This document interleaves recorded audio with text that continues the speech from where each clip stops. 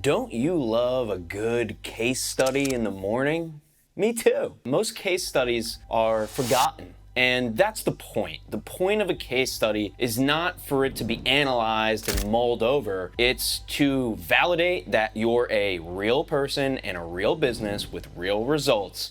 And I get that, but there's more to this equation. What if you could book calls with your case studies? We've done this with blogs. We've done this with FAQs. Those are the last two episodes that we did, and you can go check those out. And today we're doing it with case studies, but there's a three-step process here. So I'm going to explain in the B2B context how to turn your case studies into actual content and marketing material.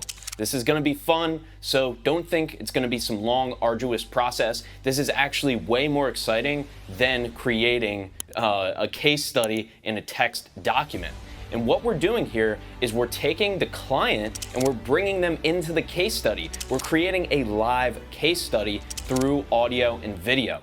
We're going to interview that client who is involved in the case study, because if that case study is as good as you say it is, then they should be able to speak openly about it. But there's a few caveats here. The first is client selection.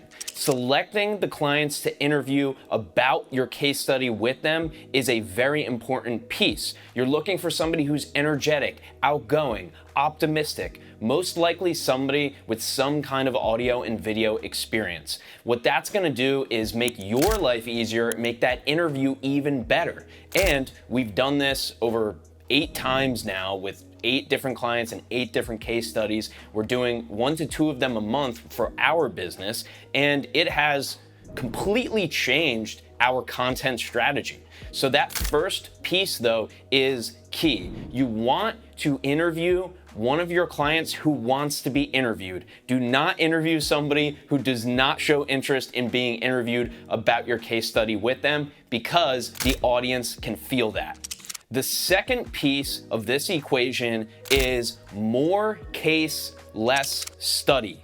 You do not want to harp on the dollars, the cents, the numbers, or even the results. What you're trying to capture here is the feeling, the essence, what it felt like to go through your process, your system, the actual results on the other end, the outcome, right? What you're trying to gather here is everything you can't gather in a regular case study document or a deck or a slideshow.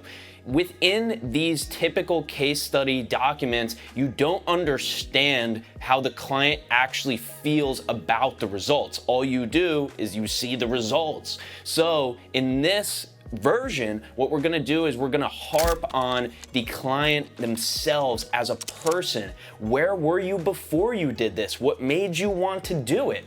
And do not make this an advertisement for your company. We're gonna take your company out of this. Sure, they will mention it, you will mention it, but the point of the client interview, or in this case, the client case study interview, is to talk about the state that they were in before, the state that they were in during, and then the state that they're in now. It's about that before and after story, and that's the first part of the content component of the case study. The second part of the content component is getting into the advice. What you want here is you want the client to give advice to your audience. It doesn't matter if you have 500 LinkedIn connections or you have 1,000 friends on Facebook. That's the audience. We all have an audience, whether we have one or not, if we're on social media. And in this case, in a B2B context, even if it's just a company page, there's still an audience there. So you want to ask them questions that give advice to the audience. For example, in our case, we had a client, her name's Shelby. She's now hit 10,000 downloads, and she's about to come back on our podcast to showcase her results. Her results are based on us helping her start her podcast. But now she's been doing it for 50 episodes. I'm not gonna backtrack and start talking about us and our company. I'm gonna talk about her. I'm gonna have her give advice to the audience about what worked for her. So you have to take your company and this company mindset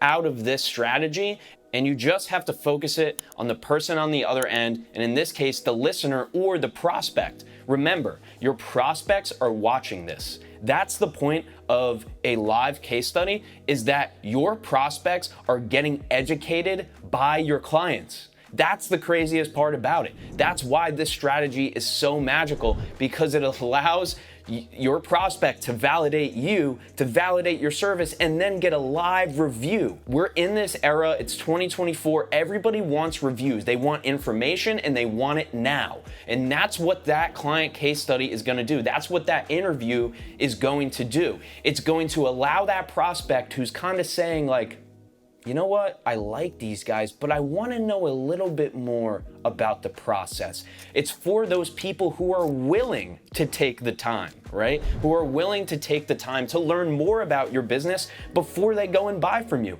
That's the perfect client. And that's why these video case studies are so powerful. So now let's get to the third component of this strategy. The third piece of the client interview case study is content. You want to be able to use this content in multiple forms. The first way we're going to do it is by using audio and video. I'll tell you this right now. I'm a podcast producer. I want to tell you to get cameras and mics and the whole setup like I have here, and like some of our clients have when recording their podcasts. I want to tell you that, but I don't think you need it. Investing in audio and video, even if it's just simple, will make a massive difference. That's the truth. But to start this on Zoom with just a webcam, or maybe your spouse has a microphone that they use for Zoom meetings, whatever you can kind of conjure up, but you also can't control the equipment that the client has. But I'm trying to add this to say that it's okay. If you don't have a beautiful setup, it's okay. This is more so about the validation. It's more so about the content. An example of this would be a famous person can start a podcast on their phone. Nobody's complaining about how the audio isn't good when they have 1 million followers, right? There's enough people to make it actually work. So in this case, it's more about the content. So let's talk about what this content is actually going to do. What jobs are we going to give this content? The first job we're going to give the content is the long form audio and the long form video. I would suggest, even if you do not have a YouTube channel set up, just to start one, could be your name or the company name, just to post these interviews on. That's going to be a place for them to live. Number two, the audio. You can use Spotify for podcasters or a myriad of other services completely free to actually put these on Spotify and Apple Podcasts. Again, that's going to allow people to listen and watch these interviews. Number two, we have the repurposed video. That means we're gonna pull clips. Video editing has been completely commoditized, so you can find a very inexpensive editor or use an AI tool like Opus Clip or even Descript to create video clips of these interviews. Those clips can replace as much of your content as you like. You could essentially create 90% of your content based on these interviews. And the third component is the written and text-based version. We use a service called Cast Magic for our clients to write their show notes. It's a ChatGPT enabled podcast show notes service. It's actually a SaaS product. It's a product that you sign up for.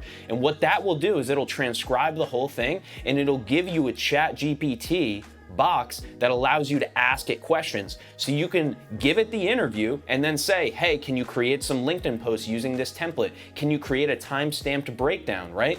So this is multifold. It's creating all these types of content. It's getting you a little bit into podcasting without having to have the pressure of starting one. And it's also creating all these forms of content. But text is the last component of the content piece of this. To wrap this up, you need to make sure that this content is doing multiple jobs. If you do this interview, but then you don't promote it, what was the point of it?